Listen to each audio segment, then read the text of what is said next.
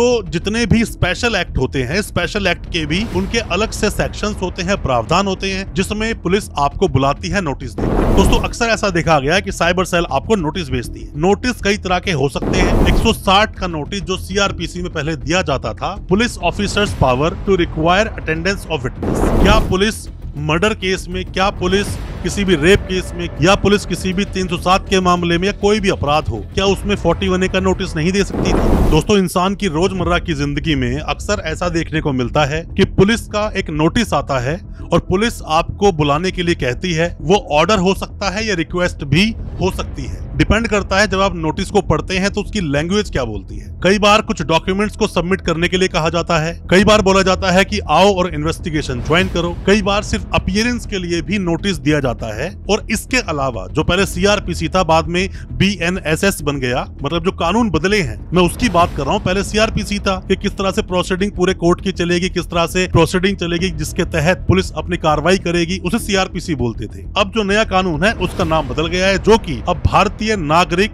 सुरक्षा संहिता बन गया है। अभी 2023 के ये कानून है। तो जितने भी स्पेशल एक्ट होते हैं, स्पेशल एक्ट के भी उनके अलग से सेक्शंस होते हैं, प्रावधान होते हैं, जिसमें पुलिस आपको बुलाती है नोटिस देकर। आज मैं अपनी इस वीडियो के माध्यम से आपको कुछ अलग अलग तरह के नोटिस के बारे में बताऊंगा कि कोई आपके पास नोटिस आता है तो उसका मतलब क्या होता है, नोटिस आए तो क्या करें, किन केसेस में नोटिस आता है और किन केसेस में नोटिस नहीं आता, या फिर पुलिस आपको नोटिस भेजती ही नहीं है। ज्यादा कुछ जानने के लिए पुलिस नोटिस या साइबर सेल का नोटिस, या हम कहें स्पेशल सेल का नोटिस, या फिर एनसीबी का नोटिस, ये आपको कब आता है, इन सभी बातों के बारे में जानने के लिए दोस्तों बने रहिए हमारे इस वीडियो के साथ। नमस्कार दोस्तों, फिर एक बार स्वागत करता हूं आप सभी का अपने इस यूट्यूब चैनल पर, जिसका नाम है फाइट फॉर ट्रू और मेरा नाम है वीरेंद्र। दोस्तों हमने पहले भी बहुत सारी वीडियोस बनाई हैं अलग अलग तरह से क्रिमिनल प्रैक्टिस में, मतलब कि क्रिमिनल केसेस में अगर आप प्रैक्टिस करना चाहते हो तो किस तरह से आप उसको प्रैक्टिकली करेंगे। आप में से कोई भी नए वकील साहब है, कोई भी लॉ स्टूडेंट है, कोई भी कानूनी जानकारी लेना चाहता है या कानूनी जानकारी ले रहा है, उन सभी के लिए वीडियो बहुत काम का है। पिछली वीडियोस भी हमारी अगर देखेंगे तो बहुत तरह की प्रैक्टिकल जानकारी आपको देखने को मिलेगी कि प्रैक्टिकली कोर्ट में जो होता है हम आपको वो बताते हैं, और किस तरह से आप कोर्ट में प्रोसीडिंग्स करेंगे, या पुलिस आपके क्लाइंट को कोई नोटिस देती है किस तरह से उसका सॉल्यूशन निकालेंगे, उस सब के बारे में हमने आपको कई बार बताया है। ऑनलाइन कंसल्टेंसी लेना चाहते हैं, कोई भी हेल्प लेना चाहते हैं, दिए गए नंबर पर व्हाट्सएप करें या कमेंट बॉक्स में सवाल पूछें, आपको रिप्लाई जरूर मिलेगा। दोस्तों अक्सर ऐसा देखा गया है कि साइबर सेल आपको नोटिस भेजती है। नोटिस कई तरह के हो सकते हैं। नोटिस में या तो हो सकता है पुलिस ने आपको इन्वेस्टिगेशन ज्वाइन करने के लिए बुलाया हो सकता है कोई डॉक्यूमेंट मंगाए हो आपसे कि ये डॉक्यूमेंट्स आप साथ लेके आओ, या ये बोला हो कि पुलिस को लगता है कि आपको नोटिस देना जरूरी है। अब दोस्तों पहले हम बात कर लेते हैं 160 के नोटिस की। 160 का नोटिस जो सीआरपीसी में पहले दिया जाता था, police officers power to require attendance of witness, मतलब विटनेस को बुला सकते थे और वहां पर उसके अटेंडेंस के लिए उसे नोटिस दिया जाता था, जो कि अब बीएनएसएस में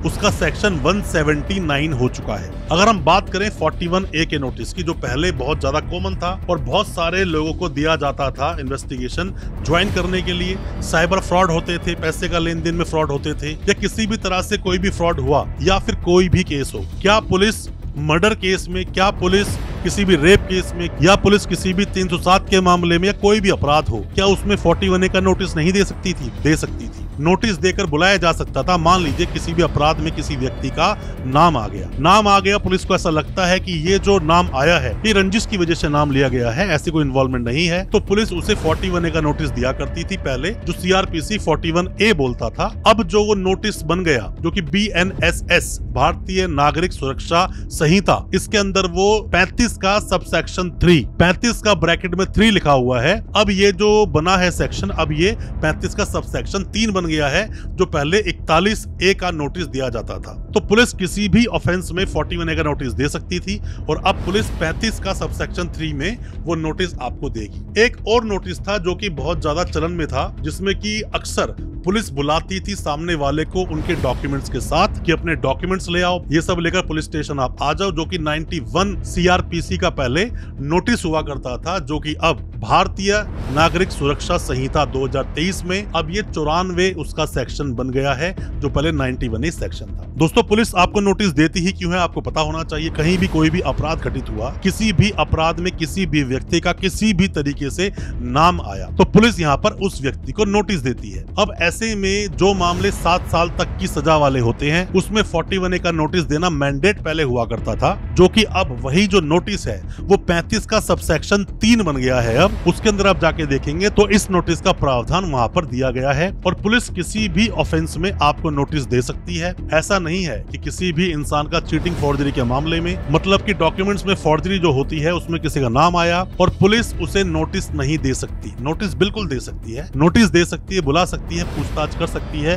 बट ये जनरली हम देखें प्रैक्टिस में आता नहीं है। सीधा पुलिस अगर किसी का नाम 307 में आ गया, रेप केस में आ गया, किसी का अगर मर्डर केस में नाम आ गया तो सीधा 41A का नोटिस दिए बिना सीधा सामने वाले को अरेस्ट कर लेती है अपनी उस कार्रवाई को पूरा करने के लिए। अब दोस्तों नोटिस आपके पास कभी भी आए तो हमेशा पुलिस स्टेशन जरूर जाएं, घबराएं नहीं, डरे नहीं। अगर आपने कुछ किया नहीं तो आपके साथ कुछ गलत कभी होगा भी नहीं। आपको नहीं डरना चाहिए। अपने कोई भी जो वकील साहब है, सगे संबंधी जानकार कोई भी आपके हो, जिसमें कोई वकील साहब है, कानून के अच्छे जानकार हैं, उन्हें साथ ले जाएं। साथ लेकर जाएंगे पुलिस स्टेशन में तो कम से कम वो उन लीगल एस्पेक्ट्स पर बात कर पाएंगे जिन पर आप बात नहीं कर पाएंगे। कम से कम लीगलिटी समझ पाएंगे, उस केस की लीगलिटी क्या है। तो कोई भी किसी भी तरह की जानकारी, किसी भी तरह के नोटिस के बारे में चाहते हैं, कमेंट बॉक्स में सवाल पूछें। कोई भी सजेशन चाहते हैं, कोई भी एडवाइस चाहते हैं या ऑनलाइन कंसल्टेंसी चाहते हैं तो दिए गए नंबर पर व्हाट्सएप करें, हम आपको रिप्लाई जरूर करेंगे। हो सकता है हमारी किसी हेल्प से, हमारे किसी सजेशन से आप अपने केस से बाहर निकल सकें। दोस्तों अच्छा लगा आज का वीडियो, हमारे चैनल को सब्सक्राइब करना बिल्कुल ना भूलें,